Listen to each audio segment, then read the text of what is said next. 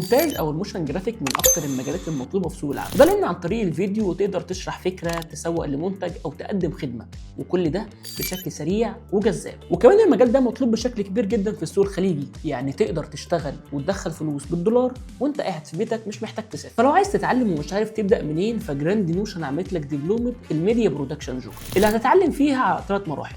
اول مرحله هتتعلم فيها المونتاج عن طريق برنامج البريمير، وخلي بالك المونتاج مش بس قص ولزق، المونتاج يقدر يحول الفيديو من فيديو عادي لفيديو احترافي. فهتتعلم معانا ازاي تختار اللقطه المناسبه للفيديو بتاعك، ازاي تضيف الافكتات والترانزيشن للفيديو عشان يكون شكله احترافي، ازاي تتعامل مع الماسك والكروما وتعمل خدع سينمائيه، ازاي تظبط المود بتاع الفيديو بتاعك وتعمل كلر كوركشن او كلر جريدنج عشان يكون شكله احترافي. وبعد كده هنعلمك ازاي تدمج ما بين كل ده عشان تعمل الفيديوهات المطلوبه في سوق العمل، زي المونتاج العقاري ومونتاج البودكاست ومونتاج الريلز وغيرها وغيرها. تاني مرحله هتتعلم ازاي تعمل موشن جرافيك عن طريق برنامج الافتر افكت.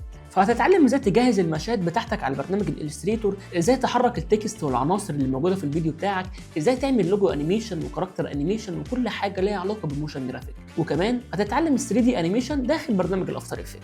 وعشان دايما الصوت بيكمل الصوره والحركه، فهتتعلم معانا في المرحله الثالثه ازاي تظبط الصوت بتاعك عن طريق برنامج ادوبي اوديشن. فهتتعلم ازاي تنقي الصوت بتاعك من اي دوشه او اي نويز، ازاي تضيف افكتات للصوت بتاعك وتقدر تعمل توازن ما بين الصوت والميوزك عشان يطلع بشكل احترافي. وبعد ما هتتعلم كل ده احنا مش هنسيبك لوحدك، احنا هنعلمك ازاي تاخد البريف من العميل وازاي تسعر شغلك وتعمل البورتفوليو الخاص بيك. واخيرا هتتعلم ازاي تخلي الاي اي او الذكاء الاصطناعي يساعدك في الشغل بتاعك ويسهله لك، زي ان هو ازاي يكتب لك سكريبت او يقترح عليك ستوري بورد، او ازاي تعمل فويس اوفر عن طريق الاي اي، او ازاي تخليه يحرك لك مشاهد او صور معينه، وكل حاجه عشان يسهل عليك الشغل ويعمل لك فيديو احترافي. وخلي بالك كل حاجه هتتعلمها معانا هنخليك تطبق عليها بايدك عشان تقدر تطلع من الدبلومه معاك بورتفوليو في اكتر من 55 مشروع مختلفين، من رسم وتحريك ومونتاج وهندسه صوتيه. وكل ده انت بتتعلمه معانا اونلاين، وهيكون معاك انستراكتور كل يوم 6 ساعات عشان تساله في اي حاجه تقف قدامه، وخدمه عملاء هتكون موجوده معاك عشان تتاكد انك بتتفرج على المحاضرات وتستلم منك التاسكات وتنزل لك المحاضرات الجديده. فلو عايز تتعلم معانا عشان تبقى مونتير وموشن ديزاينر شاطر،